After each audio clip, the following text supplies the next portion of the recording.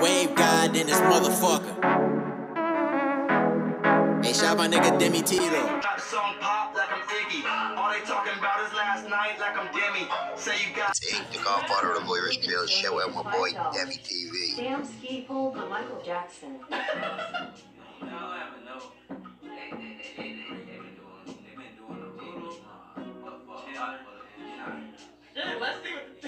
Let's see what the chat thinks. Let's see.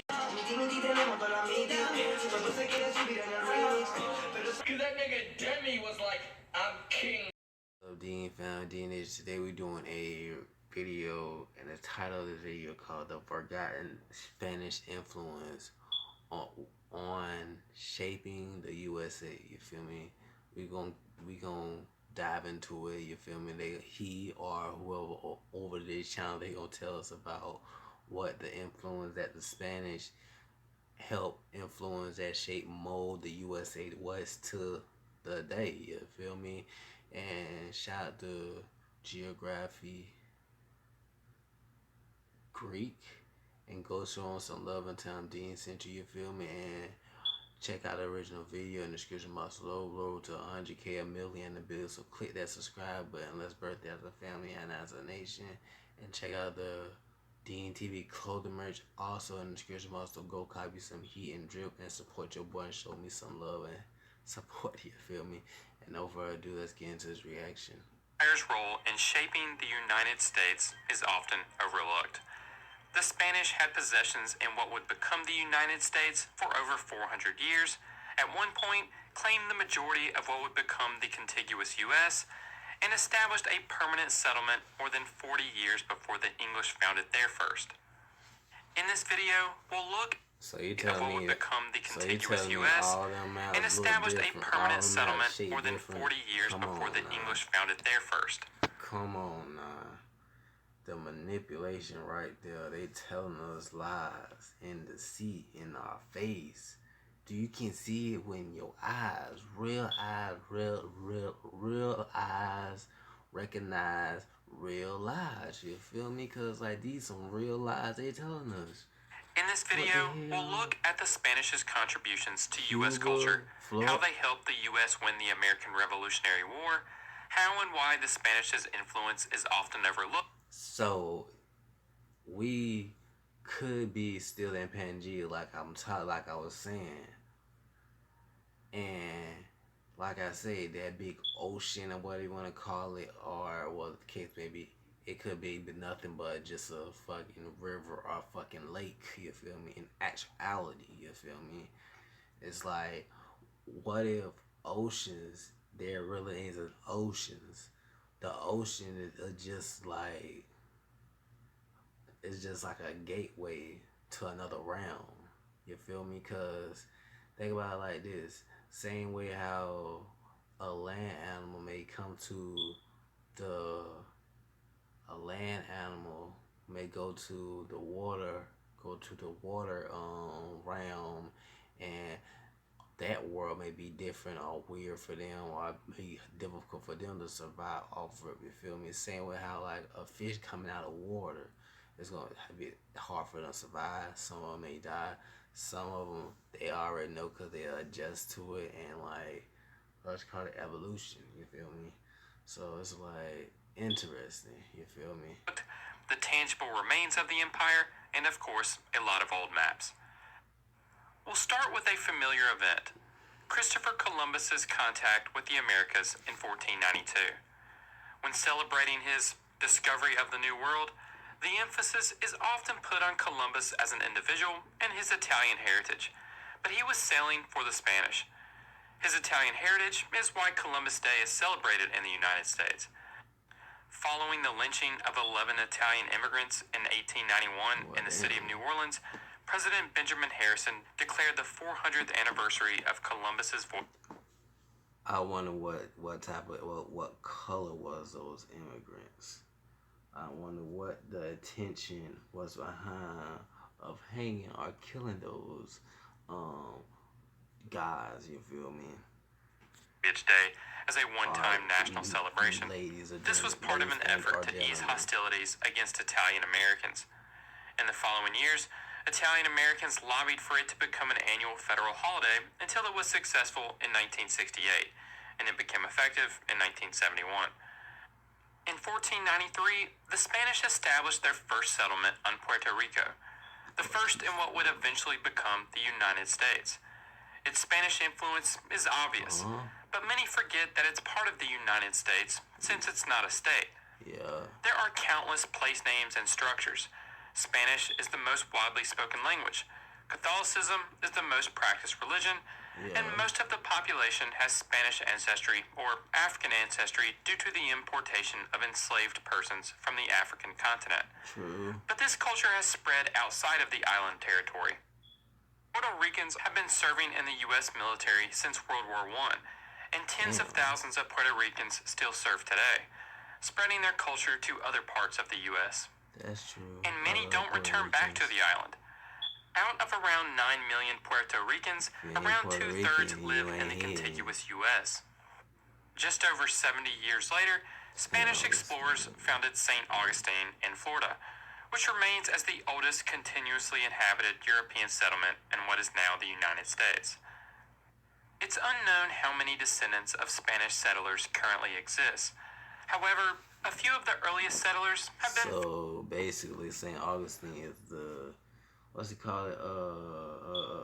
Conquistador city. found to have between They 500 literally got to all this 1,000. fucking. You can still see some Jacksonville. physical remains of the empire. Literally. Several structures were built during the Spanish period, the largest and most famous That's of which crazy. This is shit's Castillo de San Marcos, still a masonry standing. fort that Ain't began gonna let it go construction to in the fucking, 1672. I forgot what it's called. I think it's like a park. I think I don't know if it's a park or a national park or it's like a nature trail. It's like a nature trail too, in that bit too. It's like it's near water, all types of shit. Then like you can go to another place, another area where the plantations at. You feel me? It's like the shit crazy. There's so much Florida shit flag here, was so much inspired by history, the flag of ridiculous. Spain. The red cross is reminiscent of the cross of Burgundy, which was used by Spanish conquistadors and settlers in Florida during the colonial period. The first European to spot Florida was likely Spanish explorer Juan Ponce de Leon. He arrived on the Florida Peninsula on April 2nd, 1513. He named it La Florida, meaning flowery. Juan Ponce de Leon was searching for the legendary Fountain of Youth, a mythical spring that was believed to have the power to restore youth and vitality. Interesting. Before I move on to the next region of Spanish colonization, I want to thank today's sponsor. They are who make these videos possible. So thank you, BetterHelp, for sponsoring this video. Yo, fuck that Time ass job shit. in the Army, and being a good dad and husband. I could probably use some stress and platform that makes finding and if I went on or anxiety. I really think it should go like day after day. I gotta go. Deliver your way and on your schedule with Door. BetterHelp aims to make therapy more affordable and more accessible, an important mission because finding a therapist can be hard, especially if there isn't a perfect fit for you in your area. It's easy to sign up and get matched with a therapist. There's a link in my description. It's betterhelp.com/geographygeek. Clicking that link helps support this channel, but it also gets you 10% off your first month of BetterHelp, so you can connect with a therapist and see if it helps you. And if the therapist isn't a great fit, you can easily switch at no additional cost. So if you're struggling, consider online therapy with BetterHelp. Click the link in the description or visit betterhelp.com/geographygeek. The Spanish also had a strong presence in the Southwest and claims that went much further. California, Nevada, Colorado, Montana, New Mexico, and Texas were all named by the Spanish, as well as the cities of Los Angeles, San Francisco, El Paso, Fresno, Santa Barbara, and many, many more. So the Dozens of conquistadors missions have named survived to everything. today, Shit. the Alamo being the most well-known. But the culture didn't disappear when the Spanish lost their claims. Their cultural presence is so strong that it's been argued that the Southwest and northern Mexico are its own nation, named El Norte. The uniting characteristics include language, religion, and ethnicity. Wow. Of course, a large reason for this is the modern migration from Mexico and other Latin American countries. But it's not the only reason. Those of European descent have been in northern New Mexico and southern Colorado since the 1590s. Hundreds of thousands can trace their ancestry to the settlers that were there before the Southwest became part of the U.S. Santa Fe, founded in 1610, is the oldest U.S. state capital and home to the oldest government building and church outside of Puerto Rico. Colin Woodard wrote in his book, American Nations, "Within New Spain and later Mexico, the people of El Norte were seen as being more adaptable, self-sufficient, hard-working, aggressive, and intolerant of tyranny." This isn't completely unlike other regions of the U.S., or how many Americans would describe the country as a whole, or at least historically. I don't think it's unreasonable to assume that migrants from this area have helped spread these traits across the U.S., and they continue to today. According to the National Center for Farm Worker Health, 20% of today's agricultural workers were born in northern Mexico alone. These traits formed due to the remoteness of Spanish settlements. Resupplies from central Mexico only happened once every few years. The journey was long and through a harsh, arid climate. The Spanish Empire was also occupied fighting natives and other European powers, and this region wasn't exactly a priority given that they hadn't found any gold. The missions weren't even connected to each other. There were no roads, and hostile natives kept settlers from traveling far. This remoteness gave the northerners more freedom than the southerners. Mestizo, mulatto, and assimilated Indians could legally become full-blooded Spaniards, getting around the empire's caste system. In El Norte, farm workers could escape. That shit makes sense. That shit actually makes sense when you think about it, because, like, Dean family, we got a birth certificate and all this other shit, ID, whatever the fuck. You need that, or just like they need it to be operate in society. This shit deep. This shit deep. This shit ain't shit changed. It just evolved. It's like it just seems different in a different manner. You feel me? Because like shit ain't the same. They doing they tactics different. You feel me? They evolving shit. You feel me? This shit's crazy. I ain't even think about that shit until now. Like this shit deep. The oppression of large landowners by becoming sharecroppers. They could also move from farm to farm, seeking better conditions, with the exception of neophytes, native residents who had not finished their conversion to Catholicism and job training. Some of these workers spent great periods far away from the watch of their superiors. These self-sufficient ranch hands developed the iconic cowboy culture of the American West, building upon cattle ranching techniques first developed in southern Spain, an environment that isn't so different than El Norte. After all, the Spanish are who introduced horses and cattle to the Americas. The words associated with the culture, such as ranch, rodeo, bronco, buckaroo, mustang, bandolier, and stampede, are all of Spanish origin. It must be mentioned that millions of natives within what became the United States died because of the Spanish. This was due to wars, ethnic cleansing, enslavement, and newly introduced diseases. They aren't the only European power that had a hand in this. These fucking conquistadors. The U.S. itself did as well. But the Spanish began what's been called the greatest demographic disaster ever. It's unclear how many natives died as a result of the Spanish and European colonization as a whole. Pre-Columbian Native American population estimates by scholars widely vary, from about 4 to 15 million. But by the year 1800, it was only about 600,000. We can only speculate on how history may have been different if so many natives hadn't died. Wait a minute. 600,000. 600,000 out of a million. Hold up. How much is that? That's a lot. 600,000 out of a million. That's a lot of black people died. What the fuck? Damn. I ain't gonna say black. Melanated people. Carbonated people. Shit. Damn.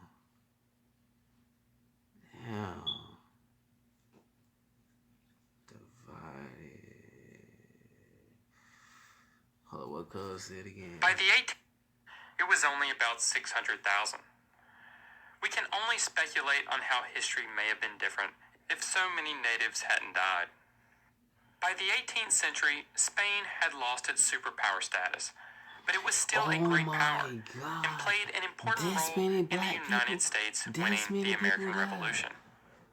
It's well known that France provided assistance to the American colonies, and I made an entire video on how the Netherlands did as well. But Spain also provided crucial support. Spain gave financial assistance, arms, ammunition, and other military supplies to the American colonies. Spain declared war on Britain in 1779.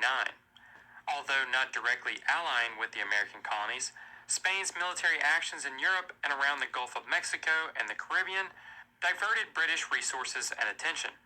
Spain's control of New Orleans allowed them to open the Mississippi River for American use.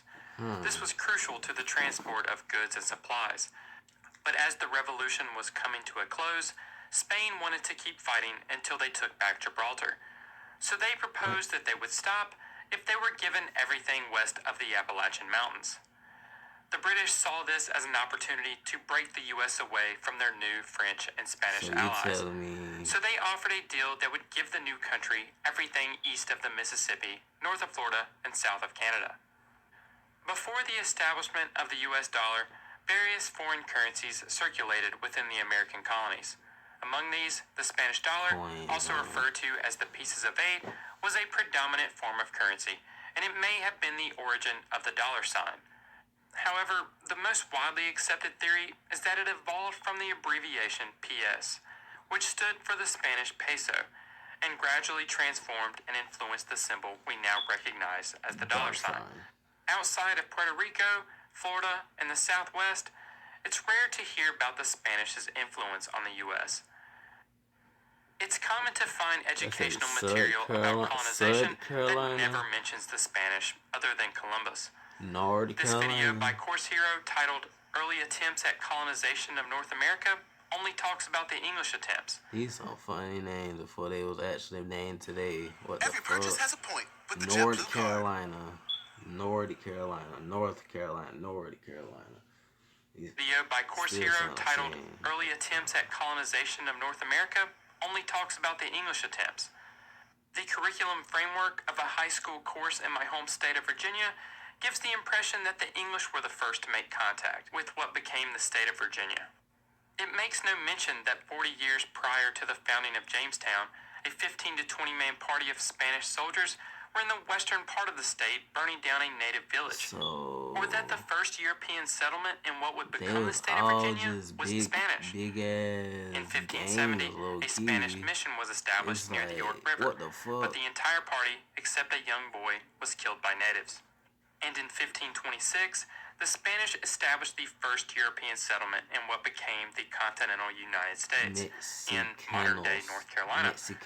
Their school curriculum also makes no mention of this. There's no clear reason why the Spanish's role in U.S. history is overlooked, but I can take a few educated guesses. For starters, the before-mentioned settlements weren't permanent, and their locations have never been found, so they don't attract much attention, whereas Jamestown sees 200,000 visitors a year. The story about how the U.S. purchased the Louisiana Territory from the French for next to nothing is a well-known story. What's But what's crazy is often left out Louisiana is that had the so Spanish had much traded the fucking territory back to the land. French and It handed it fucking over just covered the 3 weeks whole prior United before the States. formal Nah, French but look at handover to the Louisiana. U.S. Had the Like Spanish Eve. not traded, history may have been a little bit different. However, I think the largest reason for not knowing about the Spanish's So role the in U.S. Indians was history actually is a the state? rivalry between the British and Spanish. The U.S., of course, formed by breaking away from Britain, but even as the country expanded west and south while absorbing other lands, it kept the idea that it was purely of English origin. I believe there is likely some anti-Catholicism to it as well. This was a reason for the British-Spanish rivalry after all. But colonists may have taken this to a new extreme. Many English settlers left Europe because they had experienced religious oppression from the Church of England, which they believed was too closely aligned with Roman Catholic traditions.